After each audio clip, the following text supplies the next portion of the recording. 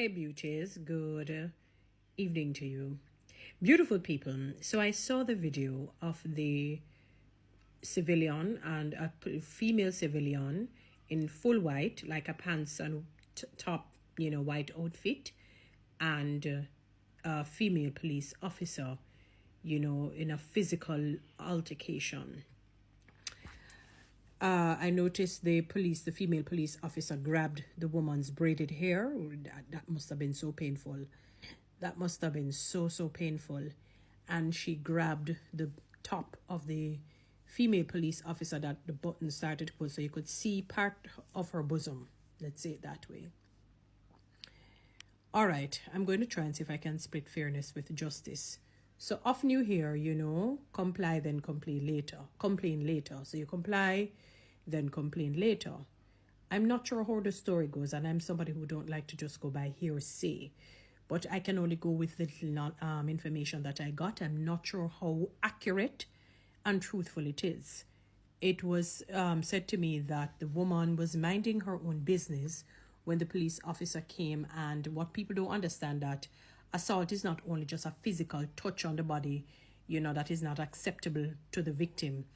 Me pointing in your face is considered, assault, because I'm pushing some sort of, violence or whatever it is. Yes, and I don't like when people point in my face. I think that's highly disrespectful. I tell you, the face thing is serious. Whether you box somebody in the face, spit in somebody's face, point in their face, the face. It's no. It's a no enter zone sort of a thing. So I was told that she came and she created problem. The police officer, I don't know how true it is, because I'm one to look to kind of carry to split fairness with justice, because when you kind of work alongside and understand some things where the police officers are concerned, you kind of think differently. I didn't like the fact that she pulled on her hair. I figured she could have, as I'm assuming a trained police officer, because you must get training to become one, that she would have maybe girded her maybe by the, loins, the hair. Maybe even grab her hair then. Just, grip her hair or grip her, in her waist area, but not the hair. Not the hair, because that can create a whole host of problems. And that's extremely painful. That's almost cruel to do, to be honest with you. What I didn't like, and I saw somebody put it in the comment, because I thought I was the only one who noticed it. Each time the lady was saying, let me go. Anytime she spoke, I don't know if she was using it as a tactic to diffuse her. She kept dragging her hair more once she started to speak. Even when she wasn't speaking in a very irate manner. Like she said, let me go, or whatever it is. Because I remember watching the video. And so on.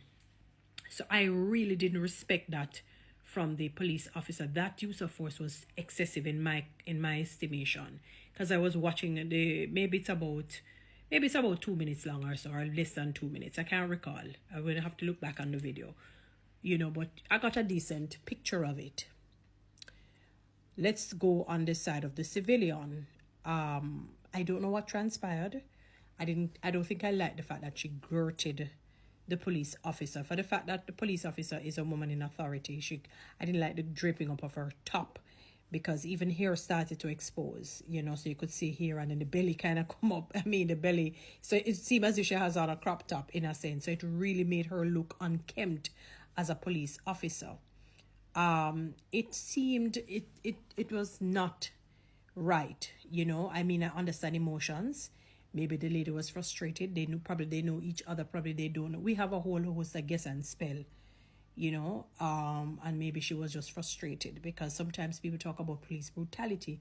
Perhaps the lady was frustrated. But in fairness to the police officer, I didn't like that, that she grabbed her in terms of the shirt.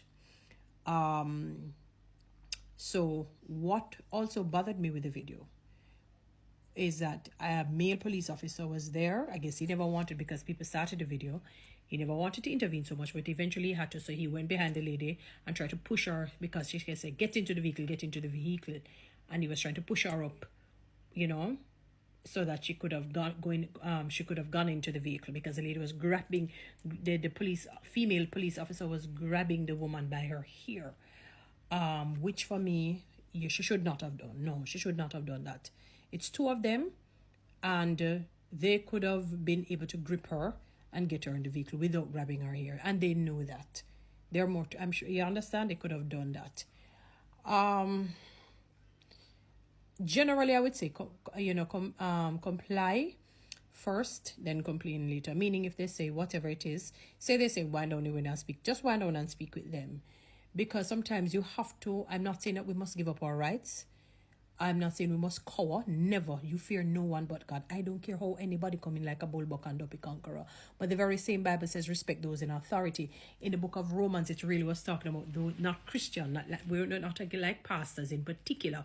Obviously they are included, but it really was talking about secular people. Even if that person is evil and wicked, I'm not telling you to follow something that is unlawful, obviously, or unethical, because the very same Bible says, children, obey your parents in the Lord.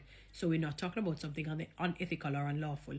But like if they say, let's say they say come out of the car or whatever it is, especially when some of them head hot, and people who work with government understand certain little intricacies. I'd say just come out and say police or whatever, whoever it is, if you know the ranking, is there a reason why you stopped me? Whatever, know your rights, but exercise it. Proceed with caution and respect. Because just as though if you are doing your job and somebody, let's just say you're in the service industry and people come to you, you want them to talk to you with respect. Sometimes we kind of disrespect them because of what people have said. We ourselves have not experienced a police officers, but because people say it, what is it? No, and we kind of, and they are humans and you don't know the stress that they're undergoing. Trust me on that. I wish we could see the video, that started before, but when you see it right there, it's very hard. I can only speak to the video. I didn't think the police officer should have grabbed the woman by her hair. The two of them just grip her firmly, and put her in the vehicle.